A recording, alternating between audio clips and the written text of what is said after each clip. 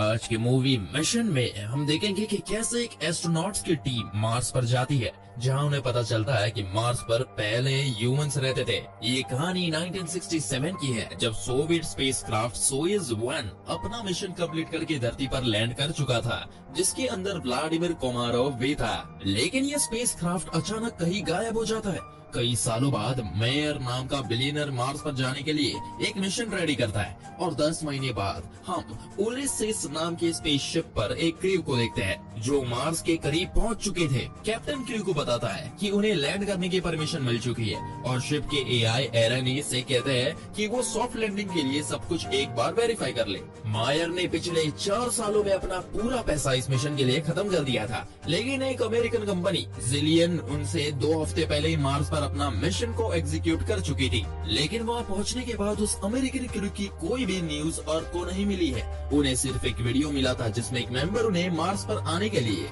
मना कर रहा था। क्रू मेंबर्स के बीच बहस होने लगती है, लेकिन कैप्टन कहता है कि वो लोग किसी भी हालत में लैंडिंग करेंगे। सभी लोग अपने अपने रूम्स में चले जाते हैं और लैंडिंग से 30 मिनट पहले एआई एरनी सारी प्रिपरेशन शुरू कर देती है। लेकिन अचानक कुछ अजीब चीज होने लगती है और शिप अपने करियर सिस्टम से अलग नहीं होता और ये पूरी क्रू के लिए बहुत बड़ा खतरा था और अब उसे मैन्युअली ही डिटैच करना होगा। कमांडर शिप से बाहर जाता है, लेकिन वो उन दोनों को डिटैच नहीं कर पाता है और अचानक शटल मार्स के एटमॉस्फेयर में एंटर हो जाता है, जिससे कैप्टन ओपन स्पेस में गिर जाता है।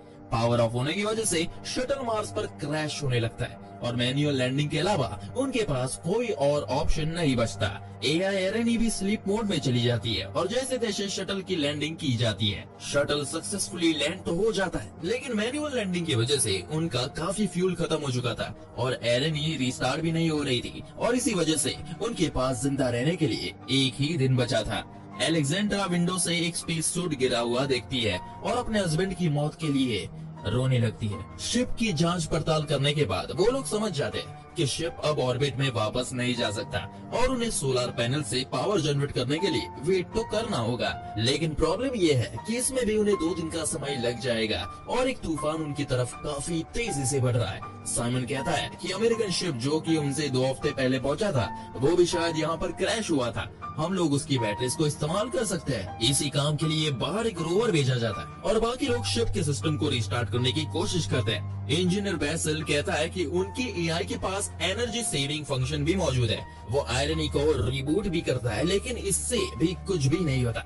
दूसरी तरफ रोवर को अमेरिकन स्पेसक्राफ्ट का टूटा हुआ टुकड़ा मिलता है, लेकिन उनके आसपास उसके क्रू का कोई मेंबर नहीं मिलता। सभी लोग वापस आने लगते हैं, लेकिन उन्हें स्पेस सूट में एक बेहोश आदमी दिखता है जिसके पास स्पेसक्राफ्ट का ब्लैक बॉक्स भी था। टीम अपनी शिप के पास आती है, लेकिन यान उन्हें अंदर आने से मना करता हुआ कहता है कि वो उस मरे हुए आदमी के लिए डोर को ओपन नहीं करेगा। एलेक्जेंड्रा उसे कन्विंस करने की कोशिश करती है, जब उन्हें पता चलता है कि ये आदमी अब भी जिंदा है और तभी अचानक आयरनी एक्टिवेट हो जाती है और डोर ओपन कर देती है। पूछताछ करने पर पता चलता है कि ये आदमी अमेरिकन क्रू के बारे में कुछ नहीं जानता, क्योंकि इसका नाम व्लादिमीर कोमारोव है, जिसका जन्म सोवियत में हुआ था। उसने यूएसएसआर गवर्नमेंट के ऑर्डर्स लिए, लेकिन वो ये नहीं जानता कि वो यहाँ कैसे पहुँचा।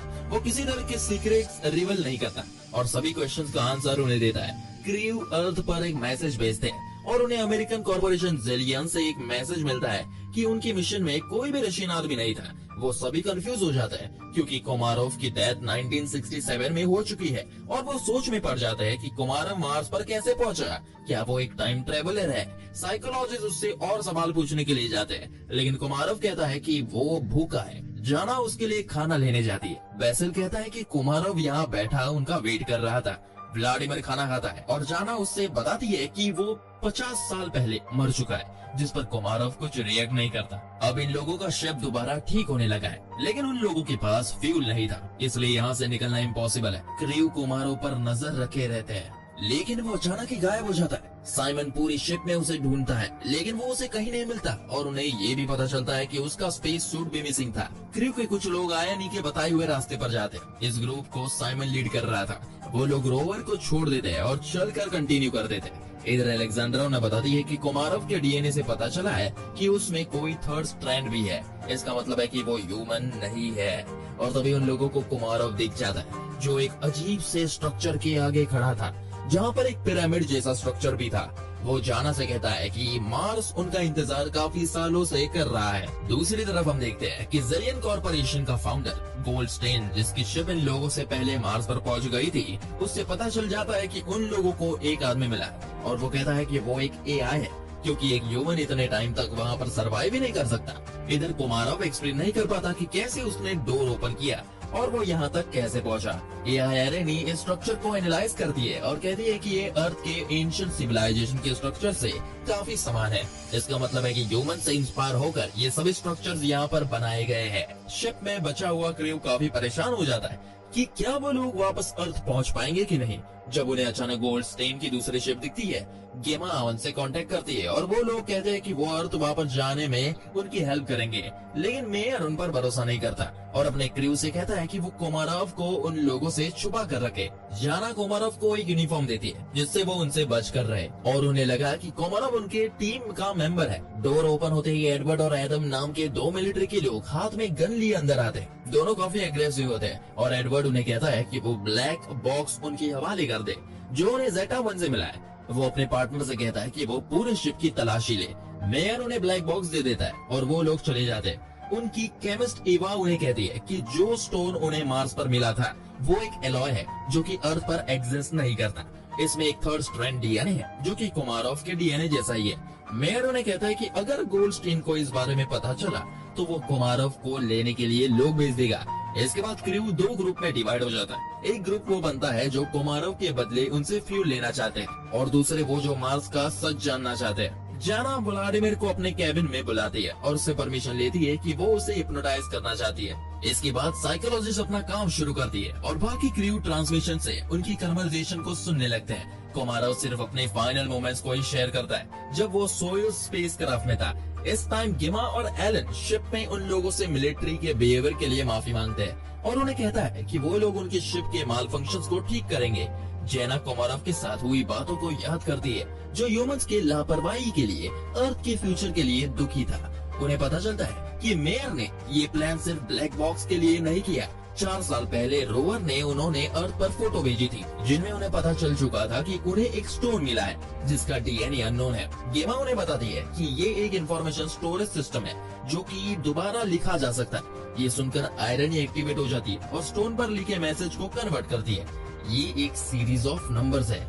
इस समय यान कहता है कि उसे मेयर पर भरोसा नहीं है क्योंकि उसने कहा था कि गोल्डस्टेन एक बुरा आदमी है, लेकिन अब उनका ही क्रू उनकी मदद करना चाहता है। वो कहता है कि वो अब गोल्डस्टेन को सपोर्ट करता है। कुछ देर बाद इंजीनियर बैसिल मेयर को बताता है कि कोमारोव भी उस तरह का प्रोग्राम है जिस तरह का स्टोन है, लेकिन इससे ज्यादा इम्पोर्टेंट बात ये है उसने वो ब्लैक बॉक्स की कॉपी कर चुका है जो उन्हें ज़ेटा-1 से मिला था और वो उससे बताता है कि शिप का ऑक्सीजन तो काफी पहले ही कट हो चुका था। इसका मतलब है कि उसने ही एआई एरेनी को एक्टिवेट किया था। इसके बाद मेयर जाना का फोटो दिखाता है जो उन्हें 4 साल पहले मार्स से मिली थी, जिस पर जैना का फेस बना हुआ था, इसलिए उसे भी इस मिशन पर भेजा गया था। जैना सोच में पड़ जाती है मेयर ने सभी लोगों को बेवकूफ बनाया था। अचानक वो खुद को अपने फादर के घर पर देखती है जहाँ पर कोमारोव उसे बताता है कि वो ई अर्थ और मार्स के बीच का लिंक है। कोमारोव उसे कहता है कि वो हजारों सालों से जैना का वेट कर रहा है और अब वो उसे एक डिसीजन लेने के लिए रेडी करेगा। वो उसे मार्स के कोऑर्डिनेट्स बताता है जहाँ उसे जाना चाहिए। अर्थ पर हम देखते हैं कि साइंटिस्ट की टीम गोल्डस्टेन को बताता है कि कोमारोव एक कंप्यूटर की तरह ही है और वो खुद एक बायोलॉजिकल मशीन है। वो उसके ब्रेन को कोमारोव की बॉडी में ट्रांसफर करने की प्रिपरेशन करते हैं, लेकिन इस बात की गारंटी नहीं है कि उसकी पर्सनैलिटी वापस आएगी या नहीं। गोल्डस्टेन रिस्क लेने के लिए रेडी हो जाता है। इधर हम देखते हैं कि जेना साइमन के मना करने के बाद भी शिप से बाहर चली जाती है। एलन और अलेक्जेंड्रा इंजन को टेस्ट करते हैं और देखते हैं कि उनका एक्सेस ब्लॉक हो चुका है और आयरनी अचानक से उनका रिस्पॉन्स जोक से करने लगती है, जो कि एक मशीन के लिए काफी अजीब बात था। उन्हें पता चलता है कि उसने खुद को रीप्रोग्राम कर लिया है। उसका इंटरफेस और लॉजिक चेंज होने लगा है। उससे पूछा जाता है कि ऐसा करने के लिए उसे किसने कहा, लेकिन वो उसका कोई जवाब नहीं देती। बेसिल कहता है कि उसका सिस्टम एक ब्रेन की तरह बनने लगा है। आयरनी कहती है कि वो अब इवॉल्व हो रही है। जेना एक छोटे से पिरामिड के पास पहुंचती है और साइमन गिमा को जबरदस्ती अपने साथ ले जाता है कि वो जेना को ढूंढने उसके साथ चले। यान देखता है कि वो लोग गायब है, तो वो साइमन को कांटेक्ट करता है और साइमन उससे कहता है कि वो किसी को भी अंदर ना आने दे। लेकिन तभी मिलिट्री के दोनों लोग वहाँ पर आते हैं और कहते हैं कि कोमारोव को उनके हवाले कर दे। यान डोर ओपन करने लगता है, लेकिन बाकी लोग उसे मना करते हैं। मेयर बेसिल को गोल्डस्टेन को मैसेज सेंड करने को कहता है, लेकिन आयरनी अर्थ से उनके कम्युनिकेशन को ब्लॉक कर देती है। लेकिन इसके बाद भी यान डोर्स को ओपन करता है, जिसके बाद दोनों लोग अंदर घुस जाते हैं। बेसिल आयरनी को रिबूट करने लगता है और दोनों मिलिट्री पर्सनल कोमारोव को ढूंढते हैं, लेकिन अचानक लाइट्स ऑफ हो जाती है और कोमारोव गायब हो जाता है। इधर जेना एक हिल से गिर जाती है और जब उसे होश आता है तब वो देखती है कि उसका पैर एक बहुत बड़े पत्थर के नीचे दबा हुआ है। वो काफी कोशिश करती है लेकिन कुछ नहीं होता।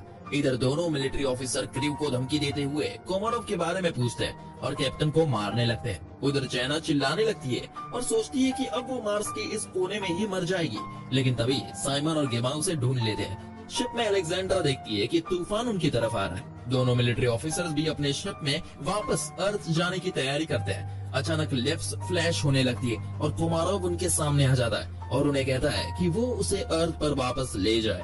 साइमन, गेमा और जेना कोमारोव की बताई हुई लोकेशन की तरफ जाने लगते हैं और एक अंडरग्राउंड बंकर के एंट्रेंस पर पहुंचते हैं, जो कि बिल्कुल पेट्रोटॉम की तरह दिखता है। कुछ दूर चलने के बाद उन्हें पानी दिखता है, लेकिन कोमारोव उन्हें ये नहीं दिखाना चाहता था। अर्थ पर हम देखते हैं कि गोल्डस्टेन नर्स को एक कहानी सुनाता है जो उसने मार्स के बारे में सुनी थी। लोग एक ग्रीन मैन नाम के आदमी को ढूंढ रहे थे।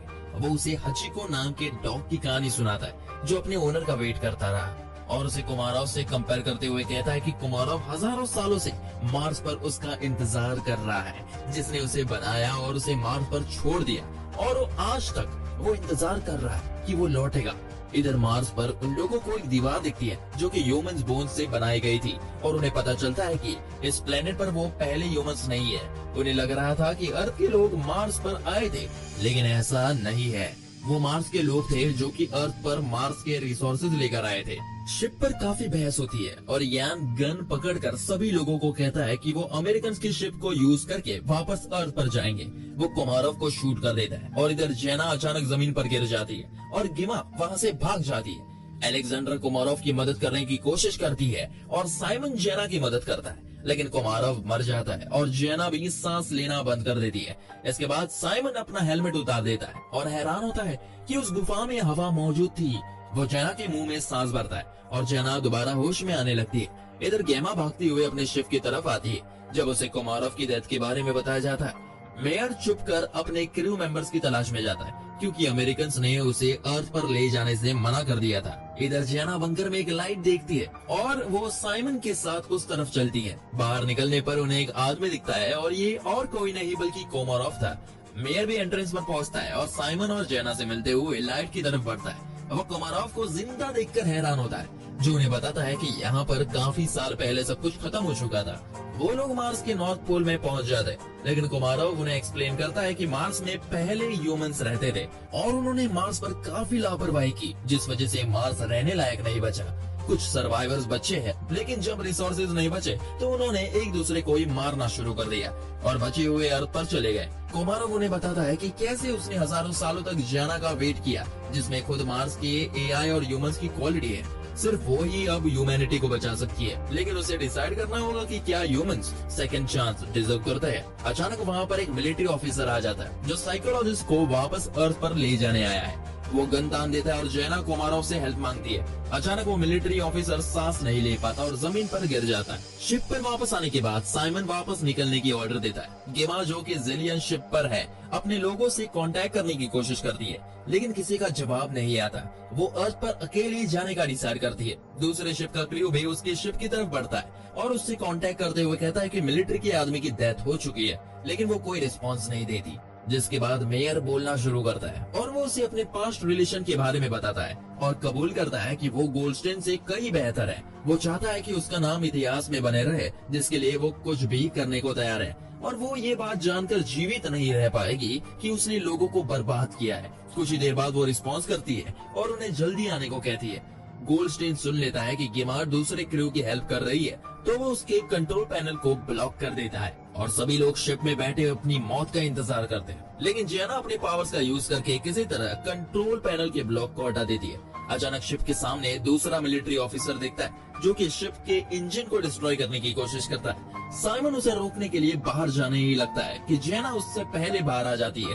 वो उस पर गन तान देती है, लेकिन उसे कहती है कि मार्स ही उसे मारेगा। ऑफिसर गिर जाता है और काउंटडाउन शुरू हो जाता है और जेना को रियलाइज होता है कि वो अब वापस नहीं जा सकती। वो अपनी क्रू को गुड बाय कहती है और साइमन को अपना प्यार कन्फेस करती है। शिप टेक ऑफ हो जाता है और मेयर नोटिस करता है कि मार्स के नॉर्थ पोल में अंधेरा हो रखा है, जिसका मतलब है कि वो कुछ टाइम पहले वो वहाँ नहीं हो सकते थे, लेकिन हकीकत में वो सच में वहाँ नॉर्थ पोल पर ही थे। इधर गोल्डस्टेन काफी गुस्से में होता है और कहता है कि वो इस बार खुद मार्स पर जाएगा और यहीं पर पहला सीजन एंड हो जाता है।